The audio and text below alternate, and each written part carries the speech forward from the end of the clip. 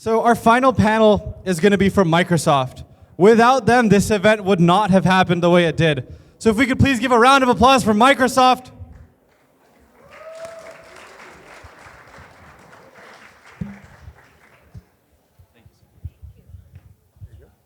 Hello. I think we're standing between everyone and happy hour. All right. So Is this thing working? Yeah, you can hear me. Everyone hear us.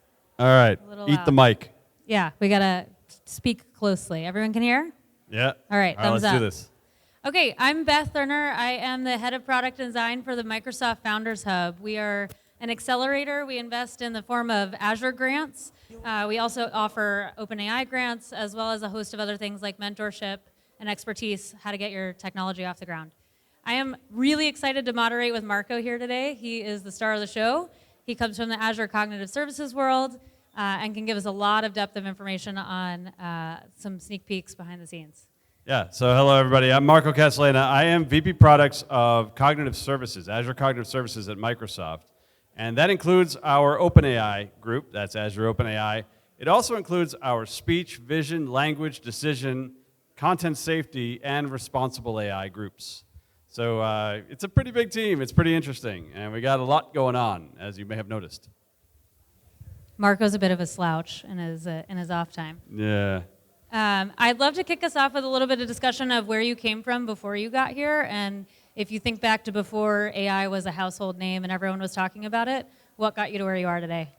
Yeah, well, before I came to Microsoft, I was leading the Einstein AI team at Salesforce. And so I actually rejoined Salesforce. I was one of the early developers at Salesforce like 20 years ago, and I rejoined Salesforce at the dawn of when Mark Benioff decided to get serious about doing AI. I had done AI. We had done AI at a startup earlier in the decade, and it got acquired not by Salesforce, but by SAP. And I mean, I was always destined to do AI because, I mean, you can't even spell my name without AI. Look at that. You know, so it's a natural fit for me, I think. Awesome. Let's talk a little bit about the differences between Azure OpenAI and OpenAI and some of the competitive differences between them. Yeah, well, let's talk about that. So, I mean, the first major difference is that Azure OpenAI has that Azure word in front of it. So that's a big difference. But actually what that means is that it does identify with or obey the Azure Enterprise promises. And that does mean something to a lot of enterprises and to a lot of governments. And that means it has to do with data privacy, regional affinity, and SLAs. And so we make these promises to our customers, to the customers of Azure. And this is true of all Azure services, not just OpenAI. And you know, we're expected to adhere to those promises. And we have a long history with these enterprise customers. So it does engender trust if you're using Azure OpenAI or if you're working with Azure OpenAI or with Azure services in general. Let's talk a little bit further about that and the responsibility. There's not many AI talks that go on today without the buzzword responsibility, and you mentioned you have a team centered around that. We do, What does yeah. that look like to you? What are the real themes? Could you break it down a little bit? Yeah, responsible AI, it's a very interesting topic. So we do have a team. I have a team led by Sarah Bird, who is arguably the world's foremost expert on responsible AI, in fact. And responsible AI actually has a number of different facets for us. I mean, if you look at what we are doing, actually we and OpenAI both, what we're both doing, you think about OpenAI and they exposed ChatGPT and we exposed GPT-4 via Bing. Why did we do that? Why did we both do that? There's a reason for that. And that reason is to gain experience around responsible AI. Now, of course, yes, there's a lot of buzz to it too. So part of it is, yes, it's awesome that both of us have gained, you know, hundreds of millions of monthly active users with it. But what it allowed us to do is determine the attack surface. There are some small subset of users that are determined to attack or jailbreak or otherwise muck with these capabilities. And part of the idea of putting these things up like we did is to gain an idea of what the attack surface is so that we can mitigate it. And now we do have these significant mitigations. What's really interesting is that responsible AI and security are entwined here in a way that they never were before. And so, in fact, our responsible AI team and our security team, led by Charlie Bell, work together very closely now. Because, you know, a jailbreak is somewhere in between the two, for example, like that Dan thing that everybody knows about. So anyway, responsible AI is a multifaceted approach. Everything from our content moderation capabilities to what you put in the meta prompt to the kinds of promises that you make as to what your AI is going to do to your customers. All of these things are facets to the responsible AI story, and it's constantly shifting and changing. Now, in particular, as we start to move into orchestrated and multimodal models. Super interesting. So you basically invited the hackers to come along, and did you learn anything surprising from that? You could look at it that way. Well, I think what we learned, I don't know if it's a surprise or not, but we learned that people would try things like Dan. The do anything now jailbreak that people have tried to do, against ChatGPT and against Bing, and at first succeeded. Nowadays, it will not work so well, but it's a little bit of an arms race. And so we're learning about that. And we're also learning, many of you may have read in the early days of Bing, there was that Kevin Roose article in the New York Times where he had this big, long conversation with Bing, and Bing told him that it loved him, and it told him to leave his wife and stuff like that. Bing won't do that anymore. So, we've mitigated Bing in such a way that it will not tell you to leave your spouse anymore. That's a key goal of really all AI systems, well, most AI systems. So anyway, we did learn some things. And, honestly, when it comes to these large language models or foundation models in general, they have this interesting property. I think you all know this, that although we collectively built them, we are still learning how they work and what they do and what they can do. And we're all kind of learning that together. Let's shift gears into the LLMs and talk a little bit about, we're seeing Hugging Face and open sourced, and obviously Azure has a deep bench of foundational models. Can you break that down a little bit so that people can get your perspective? How many people here read the "We Have No Moat" memo? Did anybody not read the "We Have No Moat" memo? If you haven't, you have been living under a rock, because everybody in the industry has been looking at it. And I think there's something to it, and maybe on one hand it's a little bit overblown, on the other hand it's kind of true. And I think for those of you in the startup world, you do have to think about what is your moat in this new world. So yes, it is true that open source models are advancing quite quickly, and they, in terms of their capabilities, in some cases in terms of their size, and that's something that I think we all collectively need to keep an eye on. Certainly we saw that with Stable Diffusion not that long ago, and part of the "We Have No Moat" memo is the Stable Diffusion moment thing. At the same time, the reality is that these models, like the GPT Turbo model, like GPT-4, are still far ahead in terms of capabilities, in terms of efficiency, in various different ways. They are still far ahead, and frankly, the large language model itself, or let's just put it in another way, the model itself is not exactly the moat either. A lot of it is its responsibility, right? That means its data provenance. Does using this model expose you to some kind of liability? Look at Stable Diffusion, for example. Like, what was that trained on? And if Getty Images succeeds in suing them, what does that mean for people that have predicated their products on Stable Diffusion? So data provenance matters. Data privacy, regional affinity. Can you export the model? Are you allowed to use it in China, in other areas of the world? All of these things matter. So the model itself is certainly part of it, and the capabilities of the model are part of it. But you can't really ignore the externalities to that model that also matter when you're trying to put a product into the market.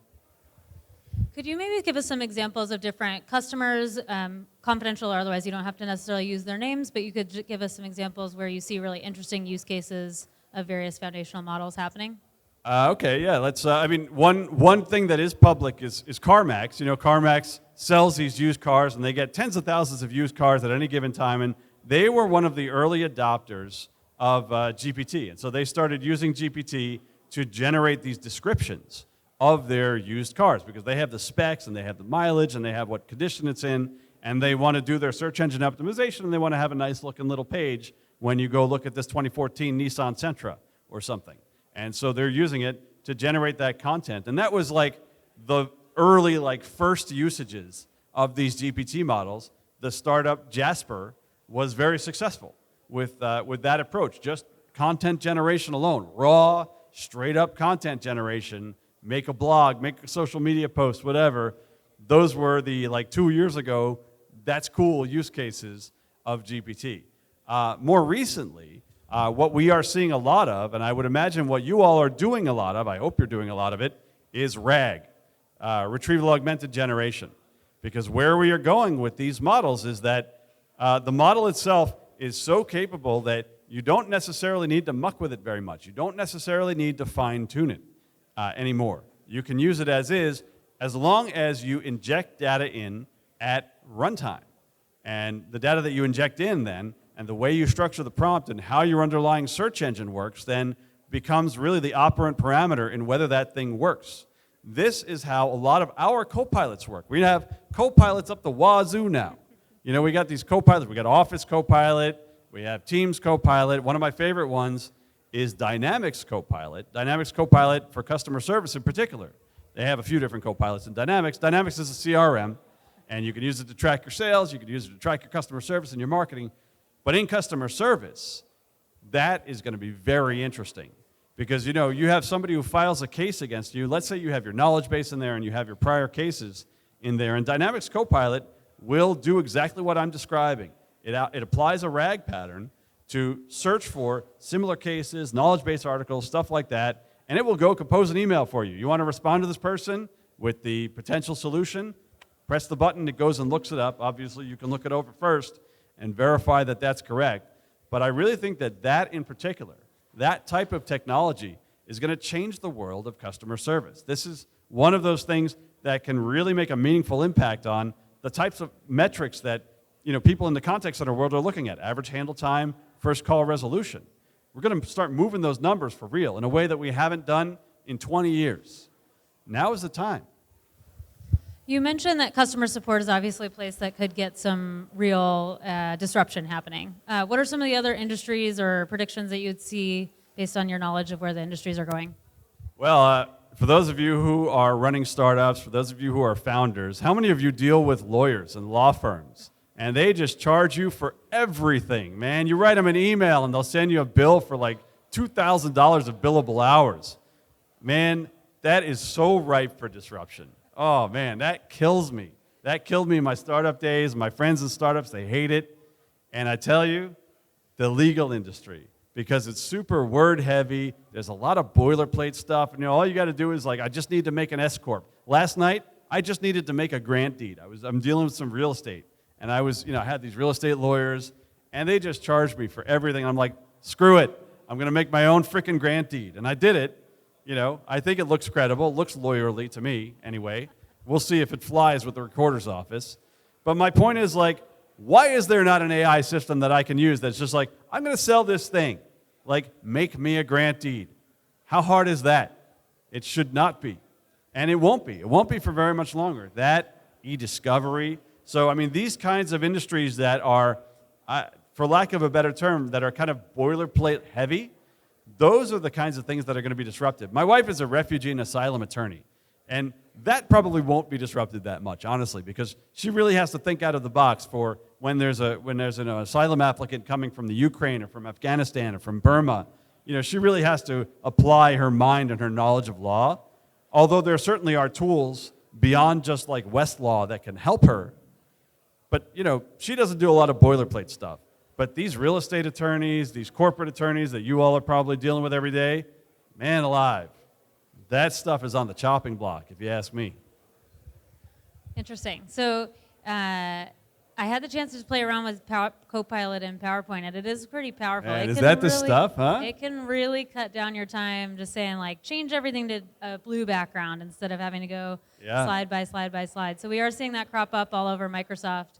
We're even talking about a Founders Hub Copilot to try to help you navigate the Azure world, get your Azure 101 questions out the door. Right. So there's definitely a lot of power in that. And you know, next week, to that point. Oh, I was going to ask you about I'm going to be in Seattle Build. next week. I'm going to be in Seattle next week for our Build conference all week, and I don't expect you all to be there, but you might want to stay tuned because we are introducing some new capabilities. And so, you know, I mean, back to your original question, what's the difference between OpenAI and Azure OpenAI? I mean, we do have the same models, right? We have ChatGPT Turbo, we have GPT-4, and so on. So we host the same models that OpenAI does.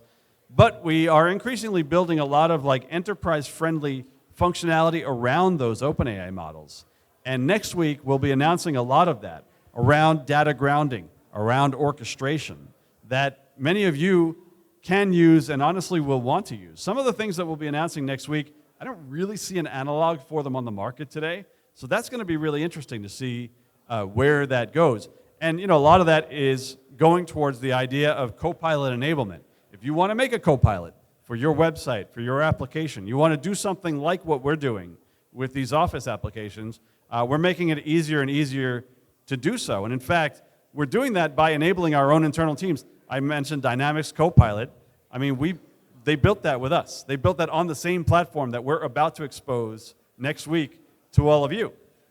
So that's where we're going with this stuff. I won't tell Salesforce that you're hawking Dynamics 365. Yeah, I mean, I'm sorry for my Salesforce peeps. And, it's funny because my neighbor, Clara Shai, just today announced that she's taking over as CEO of AI. So, I've known her for many years, and I wish her the best, but, sorry. I think we're going to open it up to the crowd for 10 minutes of questions. If anyone had any questions they wanted to get answered questions. about Azure. Yeah, this guy's got the microphone, so let's see. Eat the mic.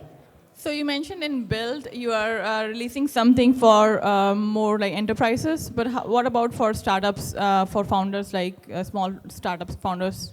Yeah, when I say we're building stuff for enterprises, really what I mean is that we are building capabilities that many enterprises will want to consume, but SMBs, small companies, startups can consume them equally, right? So the ability to enact these RAG patterns that I'm talking about, to make these kinds of orchestrations, and especially to test and evaluate your orchestration.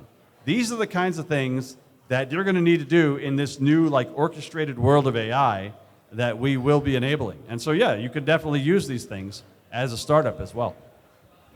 I'd also add on to that a little bit that from the startup perspective, Microsoft's making a lot of strides to try to bring our accessibility down into the startup space. So we're really working on making sure that you can get access to an Azure advisor if you're having trouble getting the unlocking your problem set through OpenAI, Azure AI, that you can get in touch with the people that you need to, not just through grants of money, which you could get grants of money from AWS, GCP, and Microsoft.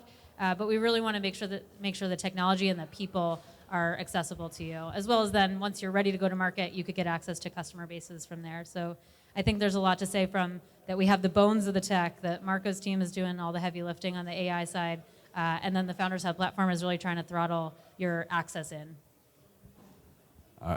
Oh, that guy's got the mic, yeah. Hey, I'm that guy. Yeah, I just saw you up here. Yeah. My name is Sam, nice to meet you. So I was at the Google I/O conference, and obviously they have their suite of apps, and you have your suite of apps. And do you think that watching their announcements on all the things they're doing, like Duet AI and Sidekick, and all the things they're implementing in their current workspace apps, gave you a kind of a backwards head start because now you know where they're heading, or are you focusing solely on developer tooling? Are you looking for, so my mom works with Teams, right, and she has Office and everything. Are you going to be replacing all the things Google is offering for people who use Microsoft exclusively? Well, I mean, I think, and of course, we're watching each other. They're watching us. We're watching them. We're all looking at what each other is doing. But at the same time, I mean, if you look at what we're trying to do, I mean, we have our surface is pretty wide. I mean, if you think, I mean, we have within Azure, of course, developer tools are the thing, and we're looking to enable developers to do the things that I'm talking about, like grounding to data, like orchestration and stuff like that. We're exposing those things in our B2B tools, like especially Microsoft Office, Microsoft Teams, Teams Copilot. I'm telling you, that is the stuff. Like, I don't usually say good things about Teams, honestly. I'm not the biggest Teams fan. I've only been at Microsoft for like a year and a half, so you know, there's that. But anyway, Teams Copilot is pretty legit. And then we have a consumer surface, things like Bing, Xbox, where also we'll be able to expose these AI tools. So, you know, Google's going to do what Google's going to do, but ultimately, I mean, we have, millions of people, hundreds of millions, maybe billions of people using these Microsoft products every day. And, you know, they are basically telling us what they want us to do, and it's now within our power to do it. And that's kind of where we're focusing. All right, he's got the mic. Well, you're the winner then. Yeah. So I got a question. What's your vision and strategy towards building very expensive models that cost billions and open source and collaborating with other big tech companies? All right. Well, I mean, I think you said, what is our strategy on building big, expensive models and collaborating with other tech companies?